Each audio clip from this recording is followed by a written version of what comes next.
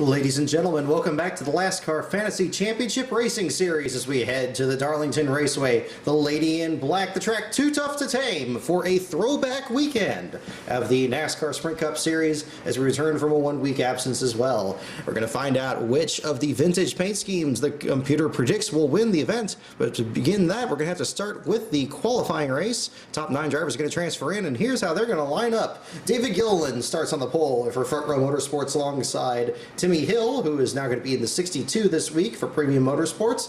Michael Annett starts third in the car that should have the 46 font from Days of Thunder on it, and he's going to start in the third spot next to Ryan Blaney for the Wood Brothers. And the fifth spot, Jeb Burton comes into the 23 car, which is his father Ward's paint scheme on it. He and J.J. Yaley switch rides so Yaley can get the 26 up in 100 points. Landon Castle's going to start sixth in the Sterling Marlin throwback, the car number 40. Josh Wise, and probably the brightest car in the field, the Tide Ride, makes a return on the number 32 for Go Green Racing. And there's going to be Matt DiBenedetto in the number 83 for BK Racing, starting in 8th. Ninth spot goes to Brett Moffitt for Front Row Motorsports alongside his other teammate Cole Witt in the number 35. The 11th spot has Justin Allgaier for H. Scott Motorsports, the A.J. Foyt tribute machine, and J.J. Yaley in a 1950s Ford Fairlane paint scheme for the number 26 for BK Racing as well. TJ Bell is going to be back for the first time since Watkins Glen. He's going to try to get the 98 into the show for Premium Motorsports. And Travis Quapple is back with the Motorsports Group in car number 30. Chase Elliott looks to win the event that his father won the Winston Million in 30 years ago. He drives a Elliott throwback in the car number 25 next to Alex Bowman's modified retro machine. And car number 7 for Tommy Baldwin Racing. And rounding out the field, last but certainly not least, Mike Bliss in car number 33, the Harry Gant Skull Bandit Classic. The green and white machine will start 17th for Circle Sport. So let's find out what's going to happen here. Top 9 drivers going to transfer in. Who's going to make it into the show? The green flag is out for 91 laps, and an accident already. Alex Bowman has hit the fence, and Mike Bliss is a lap down. What on earth happened? Let's find out. It did not take long for somebody to find the outside wall. Oh my goodness. Ooh, what a hard hit. First lap going into turn number 3. There was only room for one car, and it did not turn out well for either of them.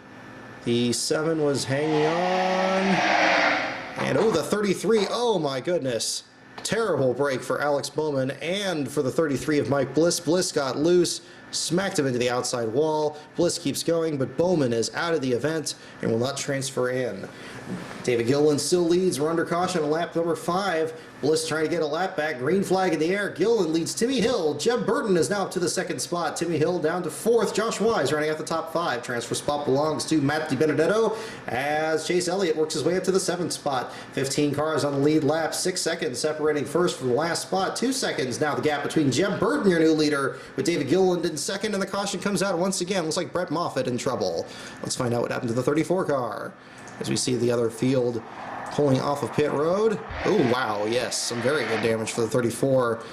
He was running in the 15th spot. Again, turn 3, the tricky part of the track. Slaps the outside wall, grinds along the fence, and brings out the caution on lap 28. As he slides down the track, looks like nobody else was involved.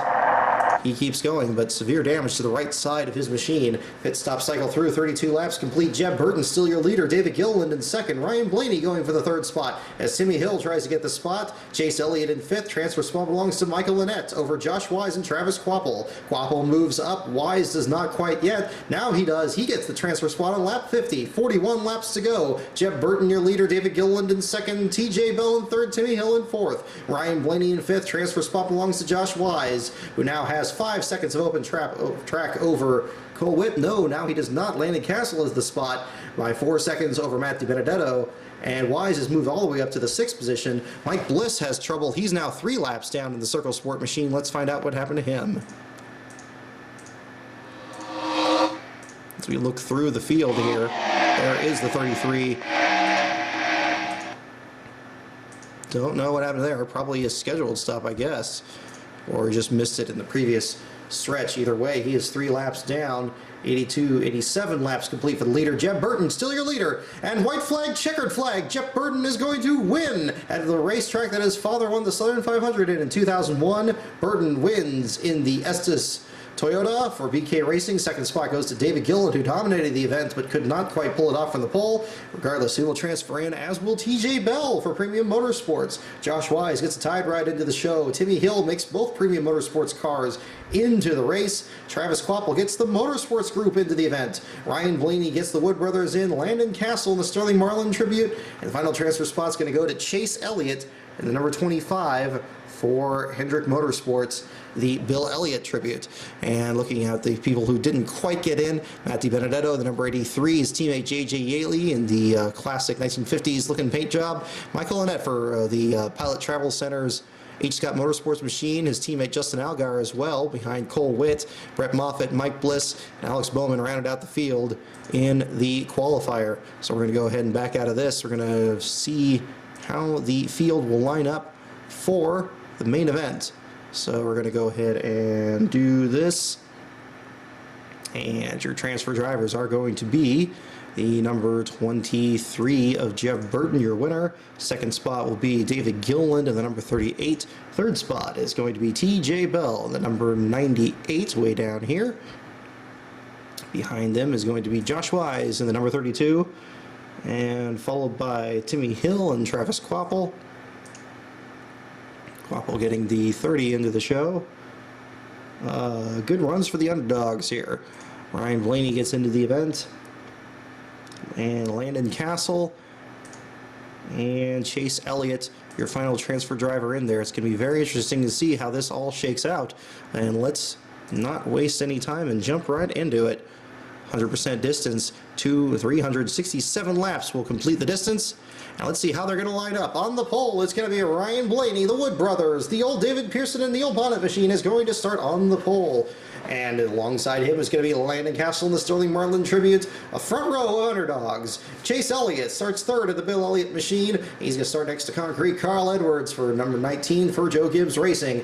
Brad the Big Kozlowski is going to have the Bobby Allison retro scheme next to Jeff Gordon, who should be running a retro, but for some reason is not. Seventh spot is going to be David Gilliland for Front Row Motorsports alongside Timmy Hill in the 62. Ninth spot is going to go to Trevor Bain in the Mark Martin Advocare throwback alongside Joey Logano in the old Mario Andretti Endurance machine. It's going to start in the 10th position. The 11th spot is Denny Hamlin, a little bit of a Cale Yarborough throwback on the Sport Clips machine. Tony Stewart has a classic Bass Pro Shops paint job on the number 14. 13th spot is going to go to Greg Biffle, always a threat here at the track Too Tough to Tame. He's going to start next to Travis Quapple for the Motorsports Group. Good run for him. Jeff Burton in Ward Burton's machine, the winner of the qualifying event, starts 15th next to Ark Almirola in the familiar blue and red STP machine, the old Richard Petty retro machine. Then you have the 17th spot, the Budweiser throwback for Kevin Harvick, the point leader, alongside Casey Mears, the Geico Chevrolet. Ryan Newman has the classic Caterpillar logos on the number 31 this week. Ricky Stenhouse Jr. has the David Pearson throwback car number 17, the blue and gold.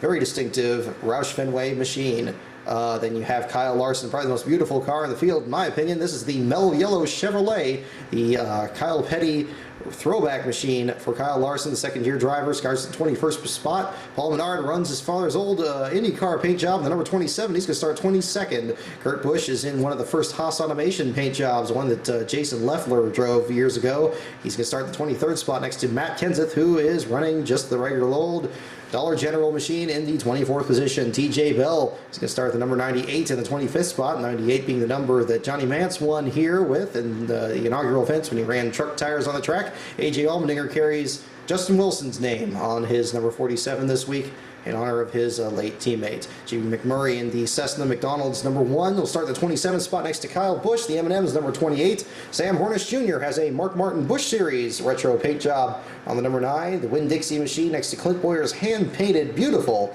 Buddy Baker tribute. Car number 15 starts in the 30th spot, the 5-hour Energy Toyota. Danica Patrick, the literal Lady in Black, is in the number 10, the GoDaddy Chevrolet, alongside the Valvoline Chevrolet, the Cale Yarborough throwback of Dale Earnhardt Jr. Austin Dillon runs his grandfather's number 3, the Richard Childress CRC Chemicals throwback, the Dow Chemical E15 Ethanol Chevrolet, car number 3. Casey Kane has Jeff Bodine's first race win for Hendrick Motorsports, commemorated on his number 5, starts in the 34th spot. David Reagan runs in honor of his father, Ken.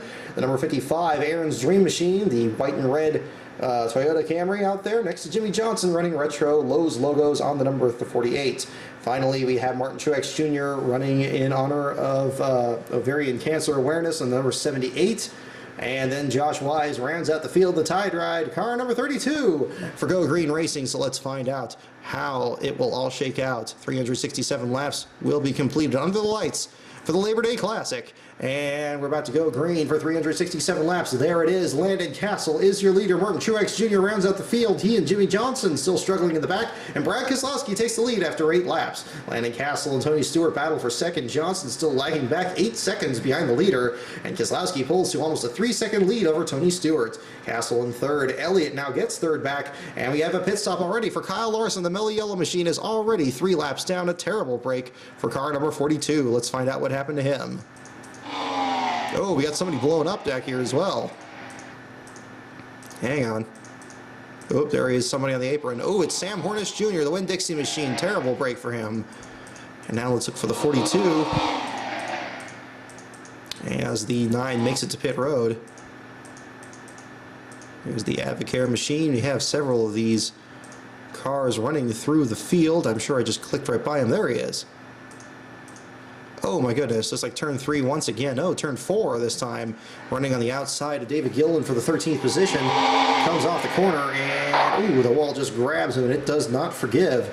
Trevor Bayne slows up behind him, Greg Biffle as well.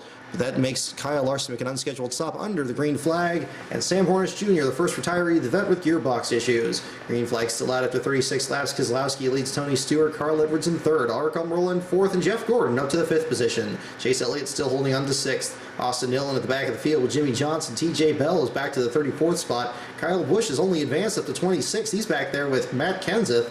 And we have Austin Dillon down 3 laps as well. In the number 3, we have pit stops beginning. Well, let's find out, if we can, what happened to the number 3.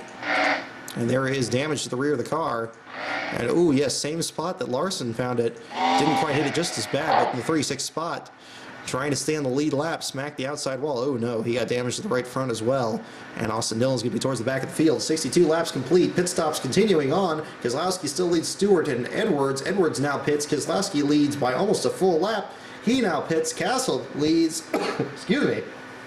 And Keselowski takes the lead again as pit stop cycle through. Margin is now a huge 5.5 seconds as we remain under the green flag despite several early incidents. Jimmy Johnson has now lost a lap. Now Paul Menard does.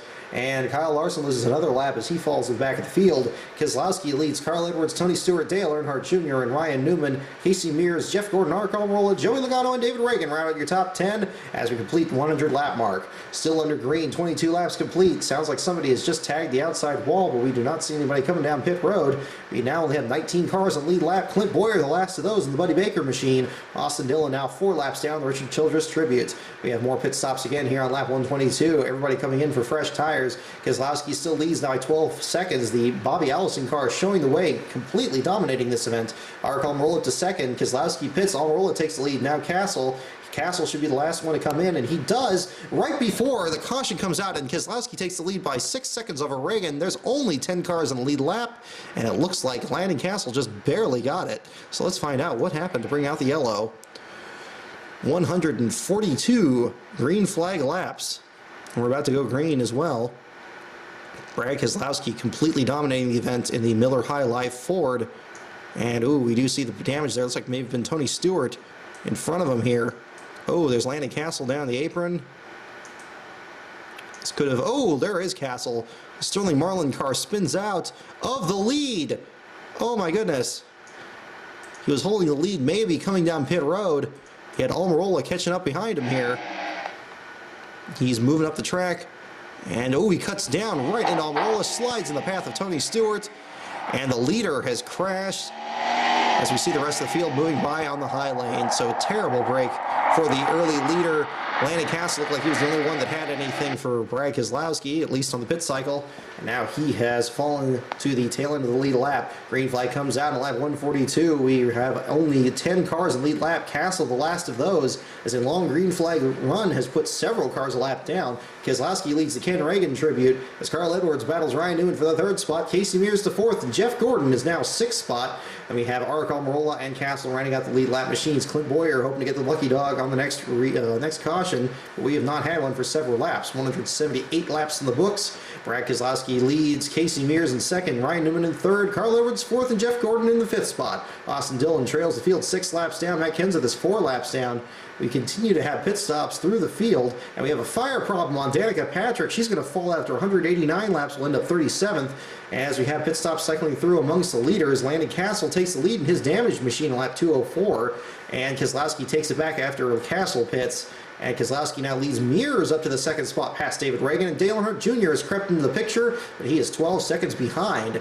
The fifth spot goes Carl Edwards, Ryan Newman, Jeff Gordon, and Joey Logano, the only lead lap machines. Keselowski leads by 8 seconds after 227 laps, or more than 100 laps to go, and this is already very much turned into, oh, we have a quick turnaround. Casey Mears, who had just taken the lead earlier, he now falls out with engine problems. After 233 laps, he falls back to the 36th spot, and Keselowski now leads only 3 other cars on the lead lap. Pit stops continuing. Keselowski leads Newman and Edwards. The caution comes out with only 3 cars on the track.